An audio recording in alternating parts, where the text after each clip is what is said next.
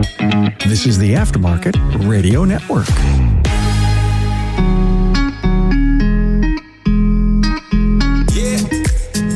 Welcome to another episode of Speak Up Effective Communication, the show on the Aftermarket Radio Network, focusing our attention back on our communication leadership skills, all in this time of AI and technological advances. Hey, this is a time to focus on communication. And in our episode today, we are going to talk about a great mode of communication, email. Email, seriously? Yes. I am going to make a case for specifically employee emails and why we should be doing them more often. Let's go into this. Now, I know email is a love and hate thing. For me, it's a very strong mix of both. In fact, right now, I am preparing to go on a camping trip with my wife. We're going to be for at least 3 days completely out of touch. Cell phone, email, none of it. And I'm looking forward to it. And it's the type of thing like emails. It conjures up a lot of opinions, a lot of feelings. And I'll tell you this, a lot of days I go to my inbox and that's where my brain just dies. Yes, email in general has many problems. There are still professionals who are more responsive to emails than even texts or phone calls. I'm one of them. During the day, a lot of times it's easier to reach me by a direct email because that's where a lot of my attention and correspondence is focused, and I'm not alone.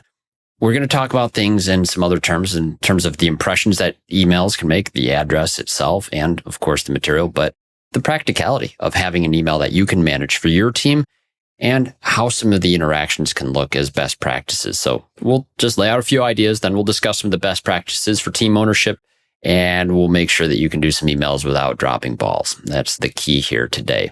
And today's word of the day is eloquent.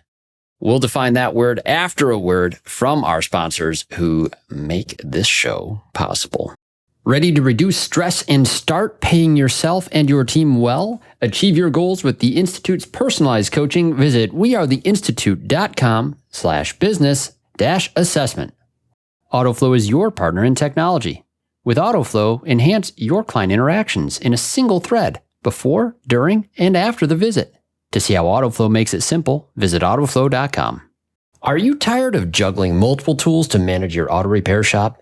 Say goodbye to the chaos and hello to streamlined efficiency with AutoLeap, the #1 all-in-one auto repair shop management software. With AutoLeap, you can sell more, save precious time, and delight your customers with every interaction. Your trusted companion, ShopDog Marketing, is right by your side, attracting the best customers and building long-term growth. Call ShopDog Marketing today or visit shopdogmarketing.com. Unlock your communication insights with Inbound's AI-powered call analytics for auto repair shops. Learn more at callinbound.com. Okay, we're back. And our word of the day is eloquent, a perfect word for writing emails. Everyone wants to write an eloquent email, but did you know the definition? It surprised me just a little bit. Familiar word. The definition, I think, is where it's really cool. It's an adjective, and eloquent means to be marked by forceful and fluent expression, or vividly or movingly expressive or revealing.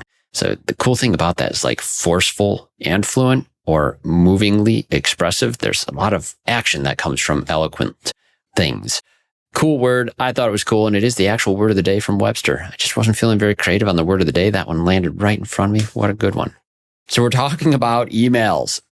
In the aftermarket and truly countless other small businesses, it's very, very common to see email interaction with people using public domain email addresses or just common domains.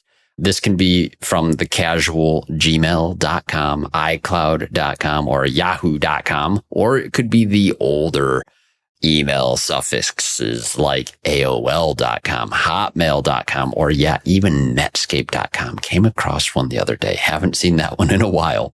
AOL is not terribly uncommon. We see some of those periodically. But there's those casual, there's the older, but I'll also say there is what I will call a serious email. Those that use their own custom domain names. First and foremost, we all use some of those casual and older email suffixes. I still have an SBC Global email. I have a Gmail account. I have those for various purposes and reasons. Some of them are typically not for my day-to-day correspondence. It's where I'll allow promotional emails to go. There's lots of other ways you can structure this. Since we all use those, I don't want to come down and say like they're all bad or not useful. A lot of reasons why they're very practical and simple. There is, however, just no denying that a casual suffix feels a little bit like an afterthought when you're in a business setting. If you're working with a business that is using an @gmail.com, it means that, well, they just went to Gmail and typed in their business name to find a Gmail address. There's not anything else that went to it, and it's generally free. And free doesn't really belie a lot of intention behind it. It's a simple way to get something going for simple correspondence. Doesn't say I'm serious about this. And it might seem like not the best way to reach this business, which may be true. But if you are sending an email from your shop, perhaps you have an important link you need your customer to open, like you're sending a digital vehicle inspection by email and you have a Gmail account, I would say that anything with a link to click on, it's best if it's not from rando@gmail.com. If you're networking, applying for a job, or running any kind of transaction, a more serious email suffix does appear more professional. It stands out and it will build more trust. So that is going to get better engagement. It seems judgy. And is this a game changer? I would say probably not always. But like any other feature of business, your email suffix can be a factor in how you are being perceived. And perceptions matter. Communication goes far beyond the words that we use. It absolutely involves our outward appearances, even our digital appearance. And with most every inbox that you send an email to, before every subject is the address the email is from. It is a profound first impression in some cases. So just be aware of that. If that's the first interaction with people, think about it from that point of view. And on the older suffixes, look, it's commonly joked about, but there are strong assumptions that if you have an AOL email address today in 2025, you most likely no longer care that you've got mail. And you probably won't check it either. Is it fair assumption? No, maybe not, but I can speak from experience on this. If you are working with a client using older emails like an AOL email and you must email them, I'm a big fan of calling those individuals to let them know to check their email in most cases, right? Now, look, if you're offended by this and you use an AOL email address, go ahead and send an email to speakup@craigoneil.net and be sure to leave me your number. I'm joking again, but no, in all seriousness, if we are engaging by email, it is almost always for a transaction in some form of a professional capacity. It is far less likely that we're emailing for personal correspondence anymore. And some of those older emails, that was the primary mechanism that they served. It was a social element, and businesses began to pick up and start using these things, of course. And there was that era. We're out of that era. We're in a new era now. So this will lead me to a best practice that I've been encouraging for really the better part of a decade now in my work in software, especially. And this best practice is this: for all auto repair shops, create a standardized company emails for every employee. Create standardized company emails for every employee. And hey, the reason this came to mind isn't just because I'm going on a camping trip and had emails and how glorious it would be not receiving them. I actually came across a shop that I was working with this morning where I'm looking at the list of users in the system that we're working in, and every employee in the shop had their user in the system already, and they all had an email address from that organization. Folks, this is extraordinarily rare for me to come across in the aftermarket. I do run across more shops today than I used to that will have business email addresses for the service advisors or communication specialists in the shop. I rarely will see an email address for our service specialists in the bays. Typically, service specialists or technicians are using generic emails, their own personal email. And look, when you're looking at a user list in an application, I'm going to tell you, a lot of times you'll come across some truly inappropriate, can't repeat it email addresses. And I find it bizarre that an individual would use that in a professional setting at all. But allowing employees to use their own emails has some other issues. Now, follow me on this. This goes beyond the appearance that anyone corresponding in the business is going to have as they represent you, which isn't hard to imagine why that could be a ramification. But staff that need to correspond with a vendor or a partner by email are best to do so with an email that proves their employment, like an @yourshopname.com email. Why? Think about it. If you have individuals with their own emails, personal emails, functioning as established employees, do your vendors or partners know when those individuals are no longer employees? That'd be a pretty silly thing for an employee to go and correspond by email and do something that's illegal or wrong or embarrassing, as there's an obvious digital trail of who a culprit was in that case. But there are some unscrupulous shops out there that have terrible stories of fraud that have occurred right under the owner's nose. And this is just one of those areas that could be problematic. So beg you to think about that. And look, in our increasingly technological field, this has ramifications on a wide variety of partnerships, tool access, and other security credentials. The sheer volume of applications and software platforms that you need to manage logins for can be managed much easier if you know automatically the email that individuals are granted access with. And this is a very practical thing for me, because when I'm working with people, they typically have to administer users in some form with an email or a cell number, which is almost always a personal number. I don't know many businesses providing phone numbers to their employees not in the shop. It's rare that a file is ever even on hand properly cataloging all of the employee emails. A recent example of this was there was an organization I was working with that had decent human resource records, and the owner used those to start logins. Hey, that's a leg up on some of them. I've seen shop owners, and myself included, where we have to go and ask the individuals on my team to give that information. This is how it is in a lot of shops. But when the email verification step in the program became necessary to deal with for this organization, it was revealed that many of the people on that list that he used no longer had access to the personal emails that they had once upon a time provided to that organization.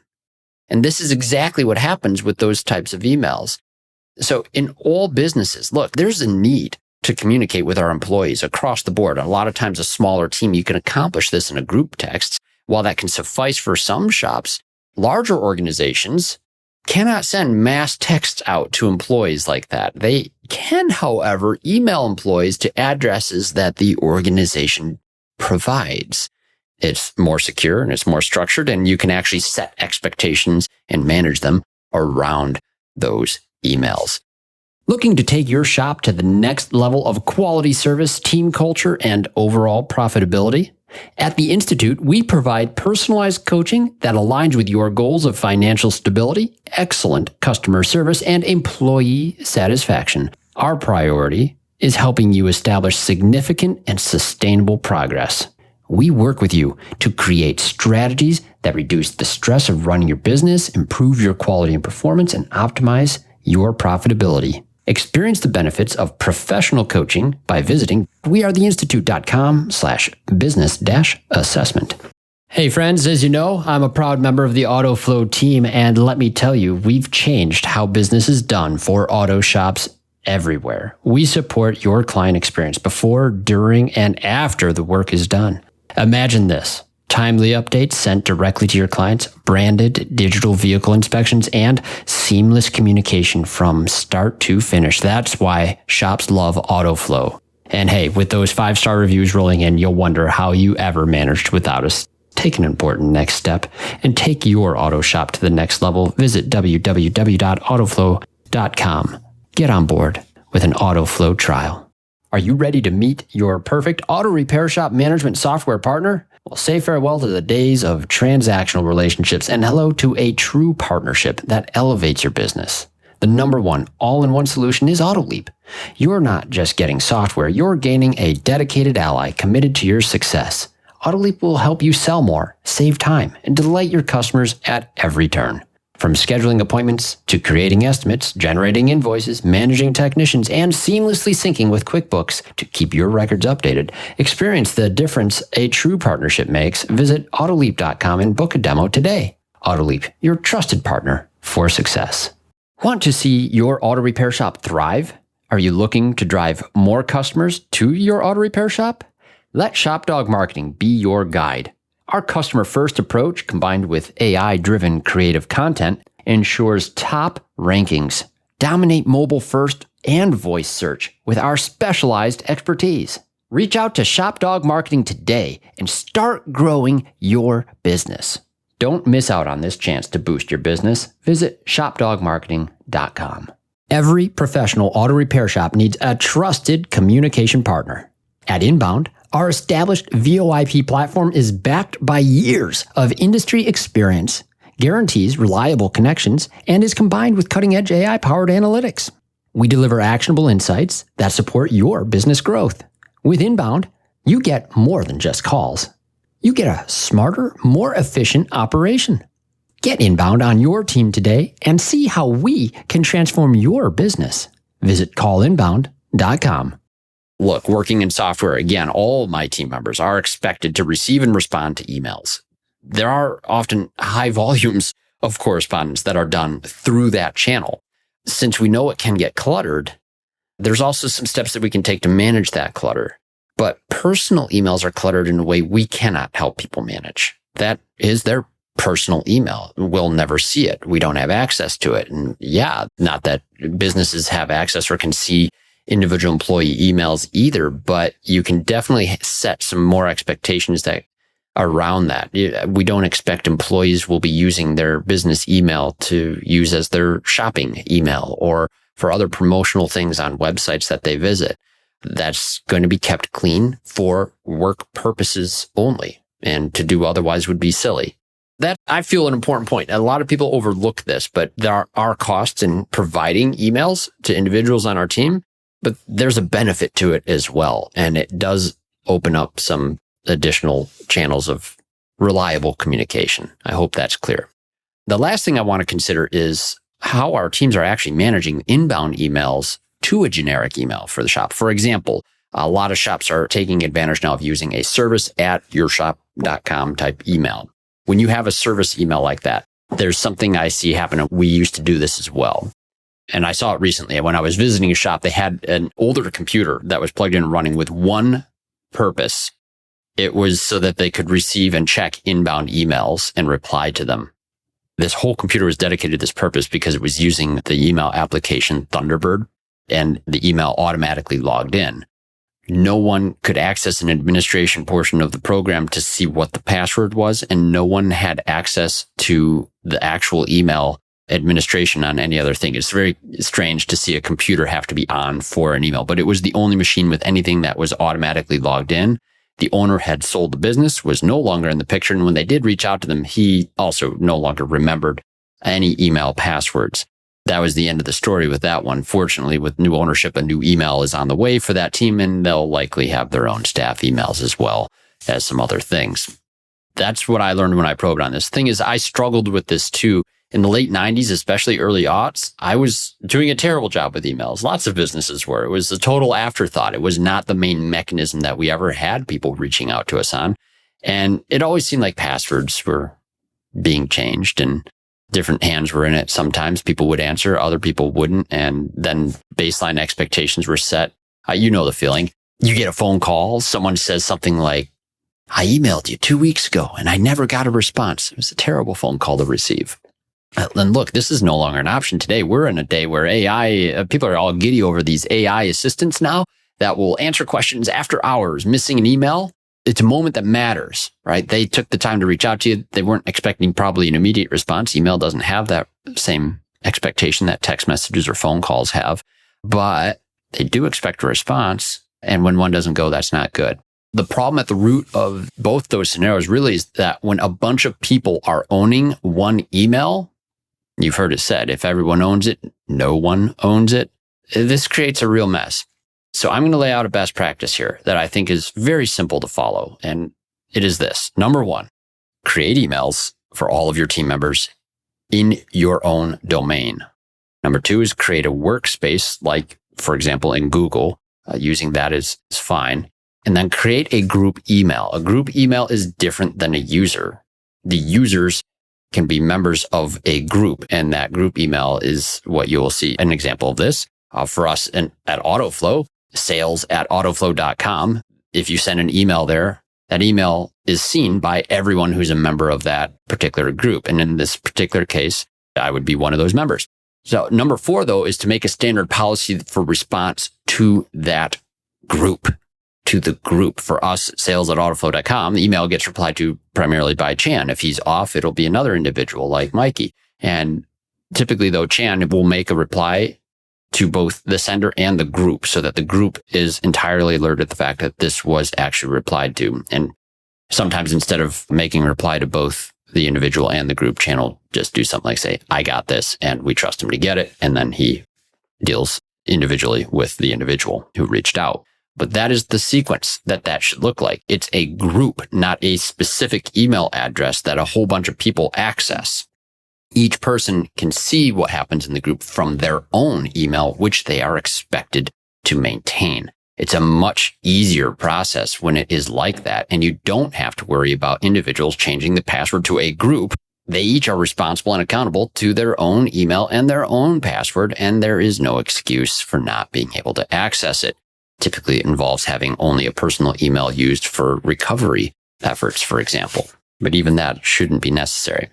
All right. Those steps might seem challenging to some of you because, well, we mentioned things like domain names and groups and workspaces. So look, there's a lot of different ways to do this. For myself, I purchased my domain years ago from I Want My Name is the name of the domain site. There's lots of different sites where you can purchase a domain name, GoDaddy, all these sort of things. Your web developers probably have some advice for you on this, or you probably already own a domain thanks to your web developer purchasing it or buying one on your behalf. They may even offer some email management solutions where you simply need to reach out to them and ask them to add some additional emails for you. So if that's the way you want to manage it, that's fine. I'm just telling you, you can manage it just fine on your own. For myself, after I got my domain, I started a Google workspace, and the domain, by the way, just costs $20 a year. For most of you, your shop names that aren't common names, it's not an expense by any standard. $20 a year, it's practically free. Right now, the users in a workspace, for example, with Google right now, it's just a little over $14. And I think that's due to go up very soon here in July. Usually $1 at a time or so with Google. But again, not serious money when you're talking about a monthly thing of $14 per person. Yeah, it adds up the larger your team, but it's not serious money. For an organization, it's a small cost, and it ought to be recognized simply as a cost of doing business. Now, I'll say this, like any workspace also comes with other things too, like work calendars. Google Calendar's a great piece. Internal chat features. You don't need to go doing separate subscriptions to Slack or other things, but these workspaces can be quite comprehensive. There's all sorts of types. People get involved with Microsoft and use Outlook or some of those other things. There's Apple users. You can use iCloud. I am not focused on iCloud because, well, you guys know, I think by this point, I'm not a huge fan of Apple. I try not to throw them money. I'm not saying Google's any better than Apple or Microsoft or anything, but Google, I would say it isn't much better, but it is the devil, I know. So use whichever one you want. But I think that either way, when you start doing things in that fashion, you're going to open up a lot of tools for your organization, and you're going to no longer have an issue with emails not being paid attention to. You're going to have an easy way, a guaranteed channel of communication for your team. Email, seriously, can help.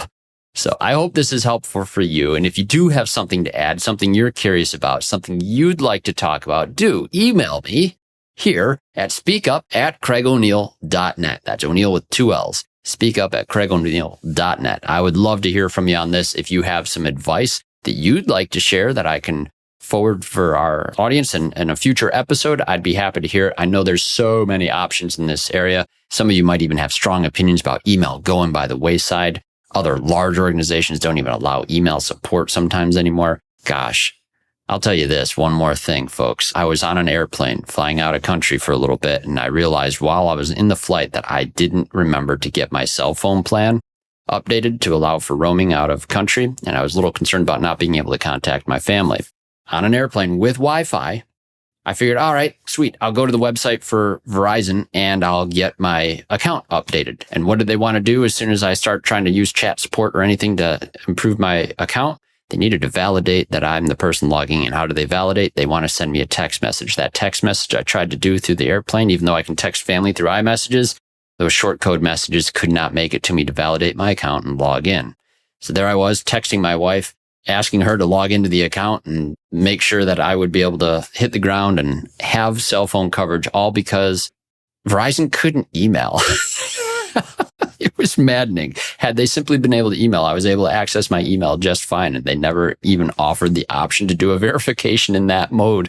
Hey, fun problems, but that's the world out there. Anyways, we appreciate hearing from you guys, so please do email me. I appreciate you guys listening to the other shows on the Aftermarket Radio Network. We have some amazing hosts and amazing productions. Remarkable Results Radio with Carm Capriato, Diagnosing the Aftermarket A through Z with Matt Fonslow, Business by the Numbers with Hunt Demarest, the Auto Repair Marketing Podcast with Brian and Kim Walker, and the Weekly Blitz with Coach Chris Cotton. And once again, thank you so much to our sponsors. Thank you for joining us. I will definitely be emailing all of you my thanks. We've really appreciated everything over this last this half of the year already. To all you listeners, thank you so much again. Now get out there, listen up, speak up, and hey, don't neglect your emails, even though I will be for just about 3 days. It'll be fine. Thank you. You've been listening to Speak Up, Effective Communication with Craig O'Neill on the Aftermarket Radio Network. Follow Craig on your favorite podcast listening app and on his YouTube channel. Let him know what you'd like him to speak up about. Craig is all for advancing the automotive service aftermarket.